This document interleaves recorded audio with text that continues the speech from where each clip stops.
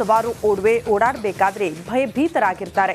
ಇಷ್ಟು ದಿನ ರಸ್ತೆ ಗುಂಡಿ ಸಮಸ್ಯೆ, ವಿಲ್ಲಿಂಗ್ ಹಾವಳಿ ಮಧ್ಯೆ ಬೇಸತ್ತವರಿಗೆ ಮತ್ತೊಂದು ಸಮಸ್ಯೆ ನಗರದಲ್ಲಿ ತಲೆ ಎತ್ತಿದೆ. ಅದೇನಂತೀರಾ? ಈ ಸ್ಟೋರಿ ನೋಡಿ.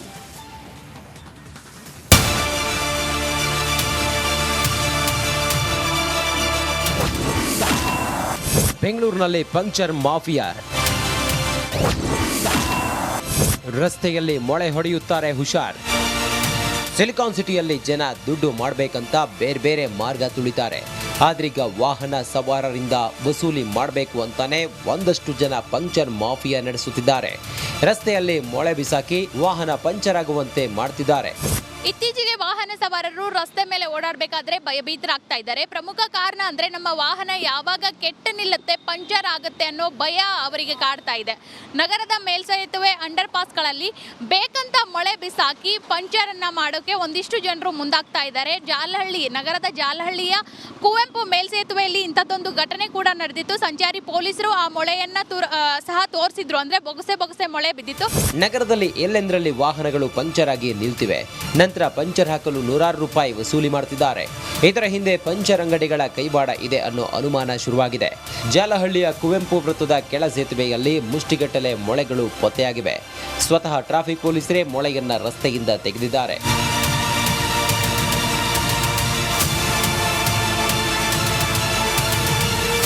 ಪಂಕ್ಚರ್ ಮಾಫಿಯಾ ವಾಹನ ಸವಾರರ ತಲೆಬಿಸಿಯಾಗಿದೆ. ಈ ಕಡೆ ಬೈಕ್ ಕಾರ್ ಮಾಲೀಕರಿಗೆ ಪಂಚರ್ ಟೆನ್ಷನ್ ಆದರೆ ಆ ಕಡೆ ಟ್ರಾಫಿಕ್ ಪೊಲೀಸರಿಗೆ ಮಾರ್ಗ ಮಧ್ಯೆ ಪಂಕ್ಚರ್ ಆದ ವಾಹನದಿಂದ ಟ್ರಾಫಿಕ್ ಸಮಸ್ಯೆ ಎದುರಾಗ್ತಾ ಇದೆ. ಸವಿತಾ ರಾಮಚಂದ್ರ, ರಿಪಬ್ಲಿಕ್ ಕನ್ನಡ, ಬೆಂಗಳೂರು. ಮೂಡಾ ಸೈಟ್ ಹಂಚಿಕೆ ಹಗರಣ ಸಿಎಂಗೆ ಮಗ್ಗಲು ಮುಳ್ಳಾಗಿದೆ. ದೋಸ್ತಿ ನಾಯಕರಿಗೆ ಅಸ್ತ್ರ ಸಿಕ್ಬಿಟ್ಟಿದೆ. ಬೆಂಗಳೂರು ಟು ಮೈಸೂರು ಪಾದಯಾತ್ರೆ ಮಾಡುತ್ತಿರುವ ಮೈತ್ರಿ ಪಡೆಗೆ ತಮ್ಮ ಹರಿತ ಮಾತಿನ ಮೂಲಕವೇ ನಾಡಿನ ದೊರೆಗೆ ಟಾಂಗ್ ಕೊಟ್ಟಿದ್ದಾರೆ. ಈ ಕುರಿತ ಒಂದು ರಿಪೋರ್ಟ್ ಇಲ್ಲಿದೆ ನೋಡಿ. ಕುಮಾರಸ್ವಾಮಿ 1984ರಲ್ಲಿ ಸೈಟ್ ತಗೊಂಡ್ರು, ಇಂಡಸ್ಟ್ರಿ ಸೈಟ್ನ.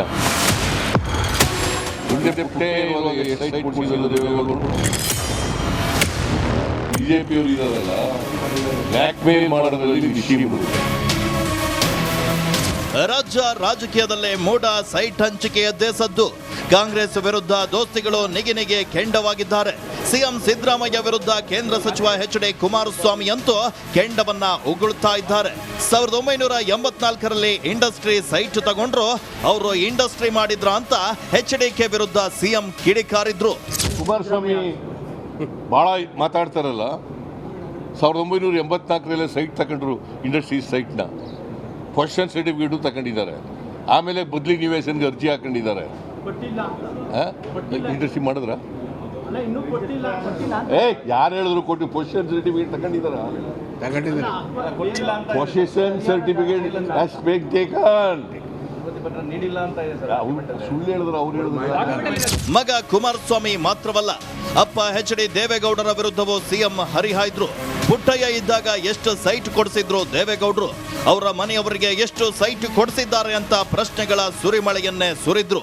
ಹಿಂದೆ ಪುಟ್ಟಯ್ಯ ಇರುವಾಗ ಎಷ್ಟು ಸೈಟ್ ಕೊಡಿಸಿದ್ರು ದೇವೇಗೌಡರು?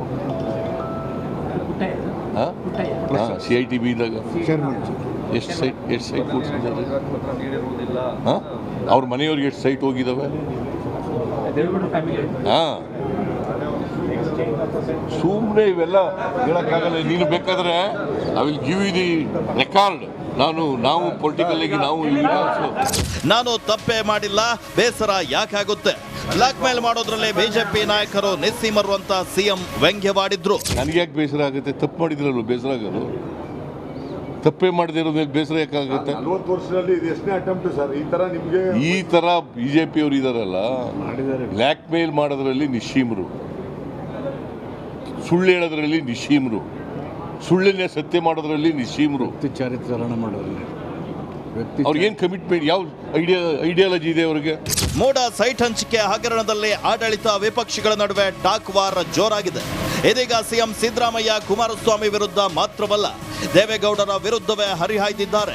ಮುಂದಿನ ದಿನಗಳಲ್ಲಿ ಈ ಟಾಕ್ ಫೈಟ್ ಯಾವ ಹಂತಕ್ಕೆ ಹೋಗುತ್ತೆ ಕಾದ್ ನೋಡಬೇಕಿದೆ. Bureau report, Republic Kannada. Shirur ಗುಡ್ಡ ಕುಸಿತದಲ್ಲಿ ಕೊಚ್ಚಿಕೊಂಡು ಹೋದವರೆಷ್ಟೋ ಅನ್ನೋ ಪ್ರಶ್ನೆಗೆ ಇನ್ನೂ ಕೂಡ ಉತ್ತರ ಸಿಕ್ಕಿಲ್ಲ. 11 ಮಂದಿ ಅಂತ ಅಂದಾಜು ಮಾಡಲಾಗಿದ್ದಷ್ಟೇ. ಆದರೆ ಗುಡ್ಡ ಕುಸಿತದ ಸ್ಥಳಕ್ಕೆ ಎಂಟ್ರಿ ಕೊಟ್ಟ ಸ್ವಾಮೀಜಿಯೊಬ್ಬರು ಹೊಸ ಟ್ವಿಸ್ಟ್ ಒಂದನ್ನು ಕೊಟ್ಟಿದ್ದಾರೆ. ಶಾಕಿಂಗ್ ವಿಚಾರವನ್ನ ಬಯಲಿಗೆಳೆದಿದ್ದಾರೆ. ಈ ಕುರಿತ ಒಂದು ರಿಪೋರ್ಟ್ ಇಲ್ಲಿದೆ ನೋಡಿ.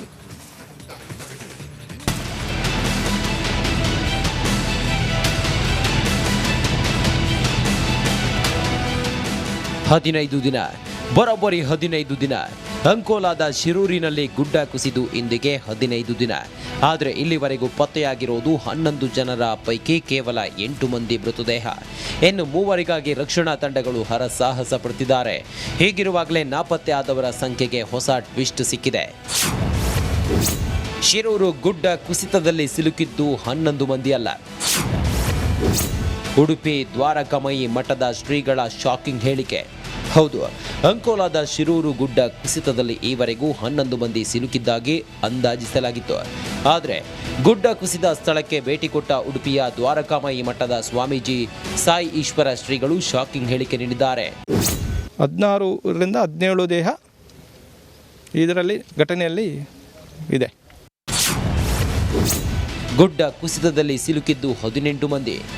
ನಿಜ, ಘಟನಾ ಸ್ಥಳಕ್ಕೆ ಭೇಟಿ ಕೊಟ್ಟಿದ್ದ ಸಾಯಿ ಈಶ್ವರ ಶ್ರೀಗಳು ತಾವು ತಂದಿದ್ದ ಪೆಂಡೋಲಂ ಮತ್ತು ಎಲೆಕ್ಟ್ರಾನಿಕ್ ಸ್ಕ್ಯಾನರ್ ಬಳಸಿ ಶೋಧ ಕಾರ್ಯ ನಡೆಸಿದ್ರು. ಬಳಿಕ ರಿಪಬ್ಲಿಕ್ ಕನ್ನಡದ ಜೊತೆ ಮಾತನಾಡಿದ ಸ್ವಾಮೀಜಿಗಳು ಗುಡ್ಡ ಕುಸಿತದಲ್ಲಿ ಒಟ್ಟಾರೆ 17ರಿಂದ 18 ಮಂದಿ ಸಿಲುಕಿಕೊಂಡಿದ್ದಾರೆ ಅಂತ ತಿಳಿಸಿದ್ರು. ಲೋಕೇಶ್ ಹಾಗೆ ಜಗನ್ನಾಥ್ ನಾಯಕ್ ಹಾಗೆ ಅರ್ಜುನ್ 3 ದೇಹ ಇನ್ನೂ ಕೂಡ ಪತ್ತೆ ಆಗಿಲ್ಲ. ಅವ್ರು ನಾಪತ್ತೆ ಆಗಿದೆ. ನೀವು ನೋಡಿದ್ರೆ 16 ಅಂತ ಹೇಳ್ತಾ ಇದ್ದೀರಿ. 8 ಜನರ ಪೈಕಿ ಇನ್ನೂ 8 ಇರ್ಬೋದು.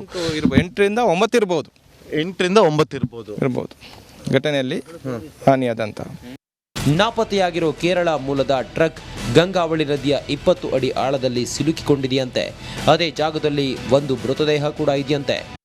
ಎಲೆಕ್ಟ್ರಾನಿಕ್ ಸ್ಕ್ಯಾನರ್ನ ಮೂಲಕ ಆ ಇಂಡಿಕೇಶನ್ ಕೂಡ ಅಲ್ಲಿಗೆ ಕೊಟ್ಟಿರುವಂಥದ್ದು. ಹಾಗಾಗಿ ಸ್ವಾಮೀಜಿಗಳು ಹೇಳ್ತಿರೋ ಪ್ರಕಾರ ಟ್ರಕ್ ಕೂಡ ಅಲ್ಲೇ ಇರ್ಬೋದು. ಈ ಒಂದು ಗುಡ್ಡದ ಅಡಿಯಲ್ಲಿ ಒಂದು 24 ಅಡಿ ಕೆಳಭಾಗದಲ್ಲಿ ಒಂದು ಮೃತದೇಹ ಇರಬಹುದು ಅಂತೇಳಿ ಅವರು ಅಂದಾಜಿಸ್ತಾ ಇದ್ದಾರೆ. ಆದರೆ ಟ್ರಕ್ ಚಾಲಕ ಅರ್ಜುನ್ ಗಂಗಾವಳಿ ನದಿಯಲ್ಲಿ ಕೊಚ್ಚಿಕೊಂಡು ಹೋಗಿದ್ದಾನಂತೆ.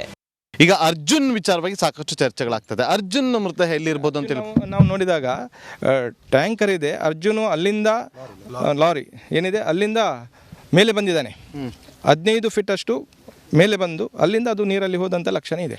ಸ್ವಾಮೀಜಿಗಳೇನು 17ರಿಂದ 18 ಮಂದಿ ಗುಡ್ಡ ಕುಸಿತದಲ್ಲಿ ಸಿಲುಕಿಕೊಂಡಿರೋದಾಗಿ ಅಂದಾಜಿಸಿದ್ದಾರೆ. ಆದರೆ ಇದು ಅದೆಷ್ಟರ ಮಟ್ಟಿಗೆ ಸತ್ಯ ಅಂತ ಬೋರ್ಗರೆಯುತ್ತಿರೋ ಆ ಗಂಗಾವಳಿ ನದಿಗಷ್ಟೇ ಗೊತ್ತು. ನಾಗೇಂದ್ರ ಬಾಬು ಜೊತೆ ಶೇಷಗಿರಿ, ರಿಪಬ್ಲಿಕ್ ಕನ್ನಡ, ಕಾರವಾರ. ಮಹಾಮಳೆಗೆ ಕರುನಾಡು ಅಕ್ಷರಶಃ ಬೆಚ್ಚಿ ಬಿದ್ದಿದೆ. ಎಲ್ಲೋ ಮಳೆ ಆದರೆ ಇನ್ನೆಲ್ಲೋ ಪ್ರವಾಹ ಸೃಷ್ಟಿಯಾಗಿದೆ. ಮಹಾರಾಷ್ಟ್ರದಲ್ಲಿ ಸುರಿದ ಮಳೆ ಉತ್ತರ ಕರ್ನಾಟಕದಲ್ಲಿ ಅವಾಂತರಗಳನ್ನು ಸೃಷ್ಟಿ ಮಾಡಿದೆ. ಬೆಳಗಾವಿಯಂತೂ ನದಿ ನೀರಲ್ಲಿ ಮುಳುಗಿ ಹೋಗಿದೆ. ಈ ಕುರಿತ ಒಂದು ರಿಪೋರ್ಟ್ ಇಲ್ಲಿದೆ ನೋಡಿ.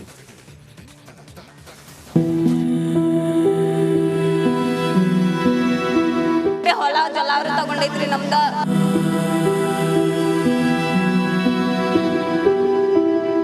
₹2,00,000 ಸಾಲ ಮಾಡಾದ್ರೂ ನಮ್ದು ಕೃಷಿ ಯಾವುದೇ ರೀತಿ ಒಂದು ಫಲ ಕೊಡ್ತೀವಿ. ಈ ವರ್ಷ ಫಲ ಕೊಡ್ತೈತೆ ಭರವಸೆ ಅಪ್ಪಾರದ್ರಿ ಯಾವುದೋ ಒಂದು ನಾಶ ಆಗೋದೈತಿ. ಒಳಗಪ್ಪ ಇಟ್ಟು ನೀರು ಬಂದೈತಿ, ತಗಡಿನ ಮನೆ ಐತಿಯಪ್ಪ. ಮ್ಯಾಲ ಮಳೆ ರೀ, ತಳಗ ಹೊಳಿ ರೀ, ಎಲ್ಲ ಮನೆಗಳೆಲ್ಲ ತುಂಬಿ ಎಲ್ಲ ಈಗಾಗತ್ತಾರ. ಎಲ್ಲ ಜೊನ್ನಾಗ ಹೋಗ್ಬಿಟ್ಟು ಬಂದ್ರಿ. ತ್ರಾಸು ಭಾಳ ಆಗೈತ್ರಿ. ನಮ್ಮ ಮಳ್ಯಾಗ ಅದು ಬಿದ್ಕೋತ ಬಂದ್ರಿ. ಹುಡುಗರನ್ನ ಕರ್ಕೊಂಡು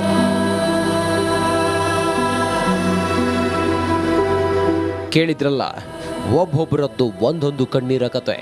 ಮಹಾಮಳೆ ಅಬ್ಬರಕ್ಕೆ ಉತ್ತರ ಕರ್ನಾಟಕ ತತ್ತರಿಸಿ ಹೋಗ್ತಿದೆ. ವರ್ಣಾರ್ಭಟಕ್ಕೆ ಘಟಪ್ರಭಾ ನದಿ ರೌದ್ರ ರೂಪ ತಾಳಿದ್ದು ಈ ಭಾಗದ ಜನರ ಬದುಕೆ ದುಸ್ತ